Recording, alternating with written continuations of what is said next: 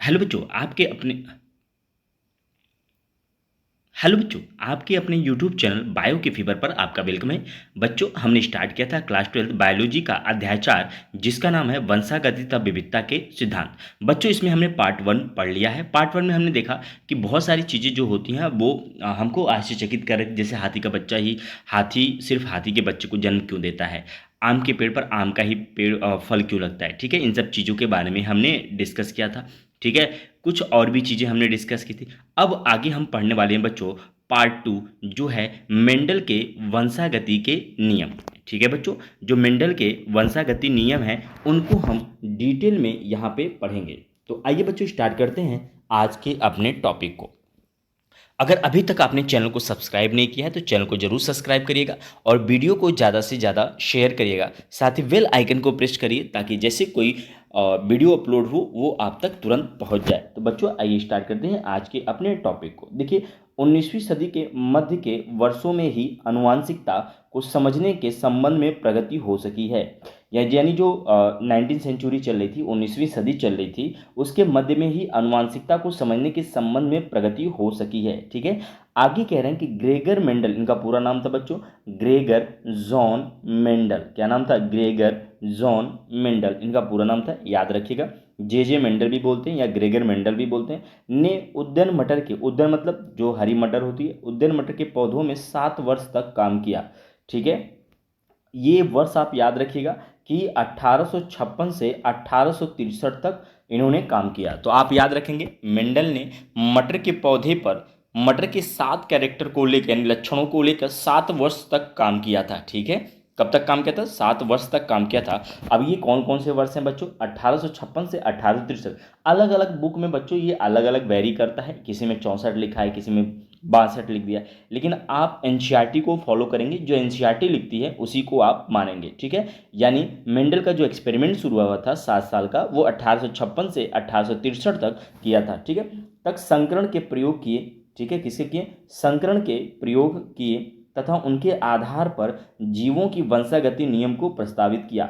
ठीक है, संख्याकी यानी संख्या के विश्लेषणों और गणितीय तर्कशास्त्र का जीव विज्ञान की समस्याओं के समाधान हेतु प्रथम प्रथम उपयोग भी मेंडल द्वारा वंशागत अवशेषों के दौरान ही किया गया। ठीक है, यानी आप कह सकते हैं कि बायोलॉजी में इन्होंने जो बायोलॉजी में एक्सपेरिमेंट किया था उसमें इन्होंने बहुत सारे नंबर यानी संख्या का इस्तेमाल किया था। साथ ही मैथमेटिकल टूल्स का भी इन्होंने बहुत ज़्यादा इस्तेमाल किया था। ठीक है, आइए आगे देखते हैं बच्चों। इनके प्रयोगों में नमूनों की विशाल संख्या ने, ठीक है, इनके प्रयोगों में नमूनों की विशाल संख्या ने उनके आंकड़ों को विश्वसनीयता प्रदान की। यानी उन्होंने बहुत ज़्यादा लार्ज नंबर पे एक्सपेरिमेंट किया था। ठीक है, एक दो प्लांट में बच्चों एक्सपेरिमेंट नहीं किया था उन्होंने। ठीक है, उन्होंने करीब करीब ये 7 साल तक कई प्रजातियों कई पीढ़ियों पे उन्होंने अध्ययन किया था। ठीक है, साथ ही उनके परीक्षाधीन पौधों की उत्तरोत्तर पीढ़ियों पर किए गए प्रयोग तथा उनके सफल निष्कर्षों ने सिद्ध किया कि मेंडल के वंशागति नियमों में व्यापकता थी और वे केवल अपुष्ट विचार नहीं थे। ऐसा नहीं था कि वो फॉर्मेलिटी कर रहे थे, चलो मुंह से बोल दिया उन्होंने कि ऐसा होता है ऐसा होता है, नहीं नहीं, उनके पास विथ प्रूफ था। ठीक है, मेंडल ने मटर के पौधों के उन लक्षणों पर विचार किया जो सर्वथा विपरीत थे, यानी एक दूसरे से क्या थे? अलग थे। जैसे लंबे या बौने पौधे, अगर लंबा था तो कैपिटल टी और बौना है तो स्मॉल टी, आप पढ़ चुके हैं। ठीक है, पीले या हरे बीज, इसके कारण उसे वंशागति नियमों का आधारभूत ढांचा तैयार करने में सहायता मिली। तो ये आप कह सकते हैं कि अनफॉर्चुनेटली यानी कहीं ना कहीं भगवान भी, ऊपर वाला भी इस मेंडल के साथ थे। इन्होंने मेंडल ने ऐसा कोई प्लान नहीं बनाया था कि वो क्या करेंगे, सिर्फ पाइजम सटाइवम जो मटर का साइंटिफिक नेम होता है बच्चों, वो क्या होता है? पाइजम सटाइवम होता है, यानी सिर्फ पाइजम सटाइवम पर ही काम करेंगे। इन्होंने अनफॉर्चुनेटली ये एक्चुअली क्या था ना, ये अपने जहाँ पे ये पादरी थे, मेंडल की बात सुन लीजिए 2 मिनट।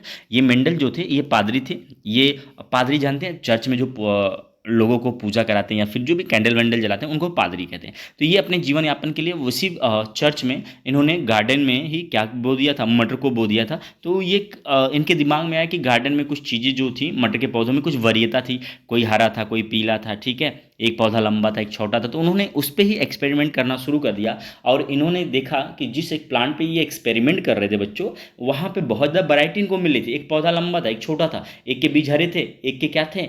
पीले थे, ठीक है। इस तरह की वैरायटी इनको मिली जो कि इनको एक्सपेरिमेंट करने में यानी प्रयोग को करने में ज़्यादा सफलता मिली।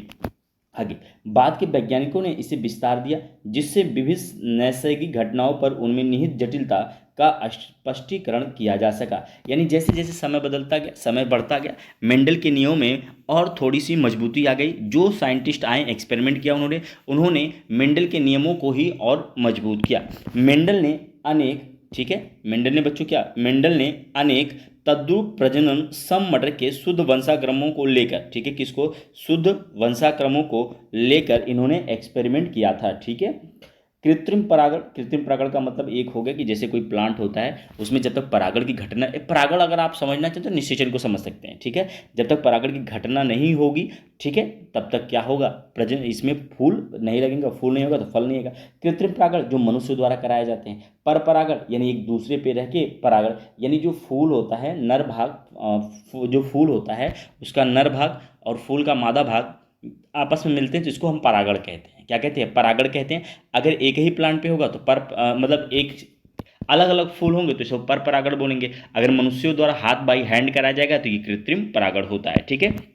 अजी ट्रू ब्रीडिंग वंशाक्रम वह होता है जो कोई पीढ़ियों तक स्वपरागण के फलस्वरूप अस्थायी विशेषक यानी ट्रेड, जो लक्षण ट्रेड मतलब लक्षण होता है, प्रदर्शित करता है। मेंडल ने मटर की 14 तद्रुप प्रजनी मटर की किस्मों को छांटा अर्थात 7 जोड़े विपरीत लक्षणों को लिया, ठीक है। याद रखिएगा मेंडल ने अपने एक्सपेरिमेंट के दौरान कितने जोड़े लक्षणों को लिए थे, ठीक है, उन्होंने 7 जोड़े लक्षणों को लिया था, ये आपको याद होना चाहिए। जैसे पहला क्या था, चिकने या झुर्रीदार बीज, ठीक है, पीले या हरे बीज, फूली हुई या सिकुड़ी हुई फलियां, हरी फलियां मतलब जो छिलका होता है मटर का उसको फलियां बोलते हैं, हरी या पीली फलियां, लंबे या बौने पौधे। आप इसको डायग्राम के मदद से, जो ऊपर 4.1 डायग्राम दिया गया है यहाँ पे आप देख सकते हैं।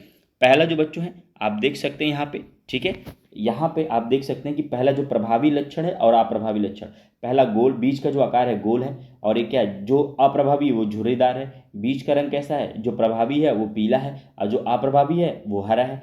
फूल का रंग जो है बच्चों बैगनी प्रभावी है और श्वेत सफ़ेद क्या होगा, सफ़ेद या श्वेत ये क्या होगा, अप्रभावी होगा। आगे देखिए बच्चों, आगे आप देख सकते हैं, ठीक है, आगे आप इन चीज़ों को बहुत अच्छे से देख सकते हैं, ठीक है। देखिए यहाँ पे जो आपने फूल को देख लिया, ठीक है, किसको देख लिया, फूल को देख लिया। अब आगे आप और चीज़ों को देखेंगे, जैसे यहाँ पे फली का रंग देख सकते हैं, फली का आकार देख सकते हैं, फली का आकार फूली हुई और सिकुड़ी हुई, फली का रंग हरा और पीला। जो हरा होगा वो डोमिनेंट कैरेक्टर होगा, जो पीला होगा वो क्या होगा, इनडोमिनेंट यानी अप्रभावी लक्षण होगा।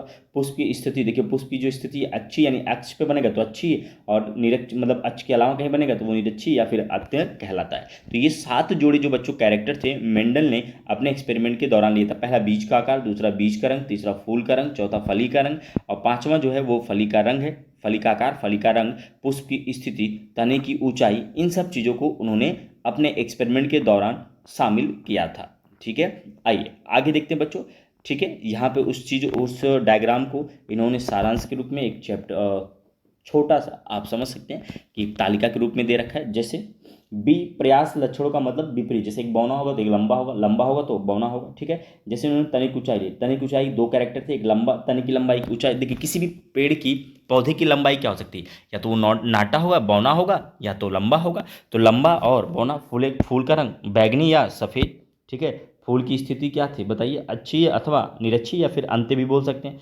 फली का आकार फूला या सिकुड़ा हुआ, फली का रंग हरा या पीला, बीज का आकार गोला या मुरझाया, बीज का रंग पीला या हरा। तो ये 7 कैरेक्टर आपको बहुत याद होने चाहिए। अगर बच्चों आप किसी मेडिकल एंट्रेंस एग्जाम की तैयारी करते हैं, जैसे नीट जानते हैं, हाँ, इंडिया में नीट जो होता है वो एमबीबीएस सीट के लिए सबसे बड़ी एग्जाम होती है मेडिकल की, इसी के थ्रू आपको एमबीबीएस सीट मिलती है, ठीक है। वहाँ पे भी इस तरह के प्रश्न बच्चों पूछे जाते हैं, ठीक है।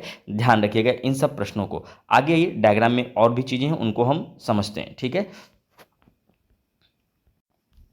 अगली जो बच्चों हमारी हेडिंग है वो है एक जीन की वंशागति। किसकी बच्चों, एक जीन की वंशागति। बहुत ही इंपॉर्टेंट है और बहुत ईजी है बच्चों। एक डायग्राम के मदद से मैं आपको 2 डायग्राम की मदद से समझाऊंगा और अगले 1.5 पेज आपको नहीं पढ़ने होंगे, ठीक है। आइए देखिए, मेंडल ने वंशागत के अध्ययन के लिए एक प्रयोग में मटर के लंबे तथा बौने पौधे का संकरण किया, ठीक है।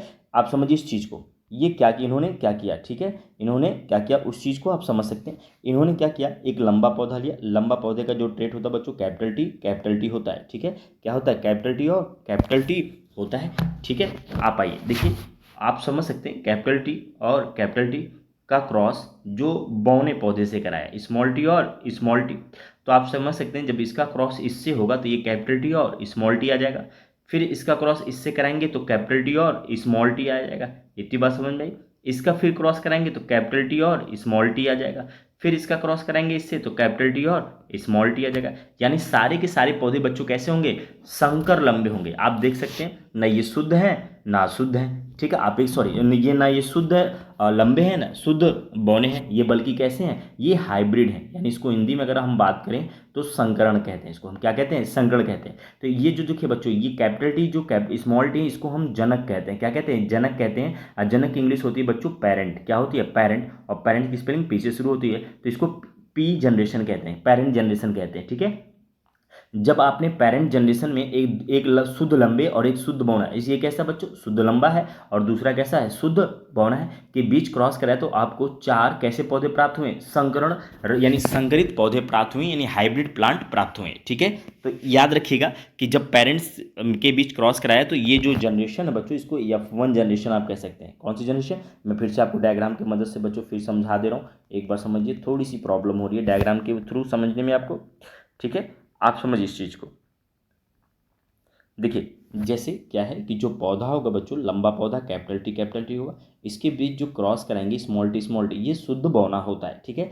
अगर आप यहाँ पे एक कैपिटल टी ले लें, क्योंकि ये दोनों सेम है और ये भी दोनों सेम है, तो यहाँ पे स्मॉल टी हो जाएगा, ठीक है, क्या हो जाएगा, एक स्मॉल टी हो जाएगा। मैं पेन चेंज कर देता हूँ, ठीक है। आइए देखिए अब क्या होगा बच्चों, यहाँ से जब इन दोनों के बीच क्रॉस करा जाएगा तो कैपिटल टी और स्मॉल टी मिलेगा। ये कैसा पौधा होगा बच्चों, संकर लंबा पौधा होगा। कैसा पौधा होगा, संकर लंबा पौधा। तो इसको हम बोलते हैं पेरेंट पीढ़ी और इसको बोलते हैं F1 जनरेशन। क्या बोलते हैं इसको बच्चों, F1 जनरेशन हम बोल देते हैं, ठीक है। अब देखिए यहाँ तक अगर आपने समझ लिया तो अब अगला समझिएगा। देखिए F1 जनरेशन में आपको हाइब्रिड प्लांट प्राप्त हुए हैं, ठीक है।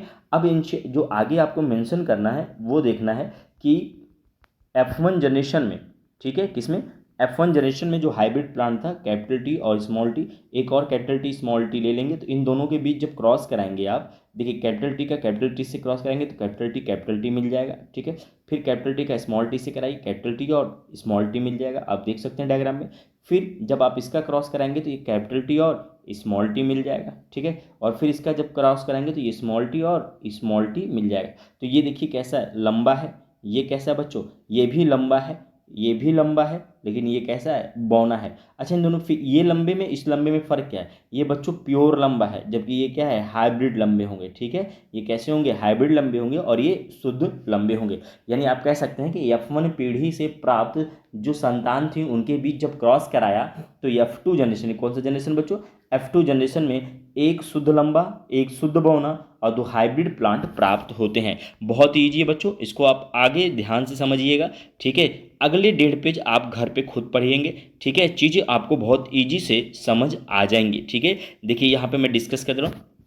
मेंडल ने वंशागति के अध्ययन के लिए एक प्रयोग में मटर के लंबे तथा बौने पौधे का संकरण किया। इस प्रयोग द्वारा जीन का आनुवंशिक अध्ययन किया गया। इन संकरण से प्राप्त बीजों को उगाकर उन्होंने प्रथम संकर पीढ़ी के पौधे प्राप्त किए। चित्र 4.2 में आप देख सकते हैं। इस पीढ़ी को प्रथम संतति पीढ़ी या F1 जनरेशन भी कहा जाता है। मेंडल ने देखा कि F1 पीढ़ी के सभी पौधे लंबे थे। आपने देखा सभी पौधे कैसे होंगे, लंबे होंगे। वो अलग बात है कि हाइब्रिड है कि टाल है कैसे, ठीक है। इस तरह से आप जो चीज़ों को पढ़ेंगे तो मैंने जो डायग्राम से आपको समझाया है वो सारी चीज़ें आप यहाँ तक पढ़ सकते हैं, ठीक है। अब हम बच्चों आगे चलेंगे। यहाँ पे जो हमको ध्यान देना है, जीन किसे कहते हैं, ठीक है, जिसे हम क्या कहते हैं, जीन। ध्यान रहे मेंडल ने, ठीक है बच्चों, मेंडल ने, ध्यान रहे बच्चों कि जो जीन क्या होता है इसके बारे में डिस्कस करेंगे, लेकिन उससे पहले जीन को मेंडल ने फैक्टर बोला था। क्या बोला था, फैक्टर बोला था, ठीक है। तो याद रखिए जीन, जब मेंडल से पूछा गया कि क्या है जो माता पिता से बच्चों में ट्रांसफ़र होता है, तो उसको एक्सप्लेन नहीं कर पाया। तब उन्होंने बोला कि लोगों ने पूछा कि बताइए, कुछ ना कुछ तो चीज़ें होंगी जो माता पिता से बच्चों में ट्रांसफ़र होता है, तो उन्होंने बोला फैक्टर होता है। क्या होता है? फैक्टर होता है। फिर आके एक और अलग साइंटिस्ट हैं जिनका नाम था जॉनसन। क्या नाम था? जॉनसन। उन्होंने इस फैक्टर को जीन शब्द कहा। जीन क्या होता है? जीन जो होता है बच्चों, डीएनए का वह छोटा सा भाग होता है जिसपे सूचनाएं निहित होती हैं, उन्हें हम जीन कहते हैं। क्या कहते हैं? जीन कहते हैं। याद रखना बच्चों, ठीक है? क्या कहते हैं? जीन कहते हैं। आज थोड़ा सा डिस्टर्ब होता जा रहा है, ठीक है, कोई बात नहीं। आइए, इसको हम जीन कहते हैं। क्या कहते हैं? जीन कहते हैं बच्चों। क्या कहते हैं? जीन कहते हैं। इस चीज़ को आप ध्यान समझिएगा, ठीक है? यानी डीएनए का वह छोटा भाग जिस पे सूचनाएं निहित होती हैं, उन्हें हम जीन कहते हैं। दूसरे शब्दों में जीन आनुवंशिकता की इकाई है। किस जीन में कौन सा विशेष लक्षण अभिव्यक्त होगा, इसकी सूचना इसमें निहित होती है, ठीक है? आगे बच्चों हम पढ़ेंगे युग्म विकल्पी या एलील क्या होता है, समयुग्मनजी क्या होता है, विषम युग्मनजी क्या होता है। इन सब चीज़ों को बच्चों हम कल डिस्कस करेंगे। तो बहुत छोटा सा टॉपिक था, ज़्यादा मैंने समय नहीं दिया और ज़्यादा चीज़ें इसमें एक्सप्लेन भी नहीं हो पाएंगे। जो चीज़ें थी वो डायग्राम की मदद से आपको मैंने समझा दिया, ठीक है? बाकी सब चीज़ों को आप पढ़ लीजिएगा, ठीक है? जहाँ नहीं समझ में आएगा आप कमेंट बॉक्स में कमेंट करके पूछ सकते हैं। तब तक के लिए बच्चों धन्यवाद। मिलते हैं पार्ट 3 में कुछ इंपॉर्टेंट शब्दावली जो जेनेटिक्स यानी वंशागति में पूछी जाती है, यानी आप कह सकते हैं कि आनुवंशिकी की कुछ महत्वपूर्ण शब्दावली को हम पार्ट 3 में डिस्कस करेंगे। तब तक के लिए बच्चों धन्यवाद।